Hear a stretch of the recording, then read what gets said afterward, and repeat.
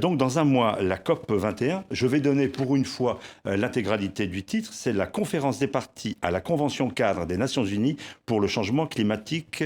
Ouf! Et encore, on a un peu réduit. À un mois de cette échéance, qu'est-ce que vous nous dites? Vous êtes confiant? C'est joué?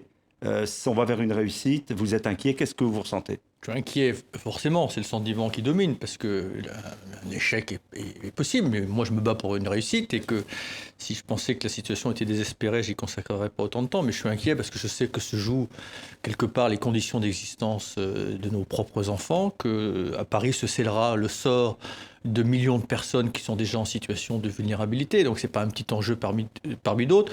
Je sais surtout que le phénomène que nous essayons de combattre, et notamment le phénomène climatique, nous avons une petite fenêtre d'opportunité pour éviter de franchir l'irréversibilité du phénomène, c'est-à-dire cette situation où à un moment on va être assis à la table des conséquences et quelle que soit la puissance du génie humain, on ne pourra plus faire grand-chose, parce que ce que nous disent les scientifiques, c'est qu'on a un temps très court pour réagir, parce qu'on a ajourné la mutation depuis très longtemps, d'abord parce que pendant longtemps il y a eu une espèce de doute, donc on ne va pas dire Paris c'est la conférence de la dernière chance qu'on avait dit pour Copenhague. Enfin on le dit à chaque fois, mais enfin en attendant il y a des millions de personnes qui ont été obligées de quitter leur territoire. En attendant, il y a des centaines de milliers de personnes qui meurent. Donc pour eux, c'était vraiment la conférence de la dernière chance. Bon, alors, encore une fois, si à Paris, l'ambition n'est pas remplie, on trouvera, j'espère, que la communauté internationale réagira dès le lendemain. Ouais. Mais enfin, il y a un moment, il faut bien se rendre compte que l'urgence, ça ne signifie plus rien. L'urgence pour les gens aux Philippines ou pour les gens au Bangladesh ou pour les gens au Burkina Faso, ils sont déjà dans l'urgence. Voilà.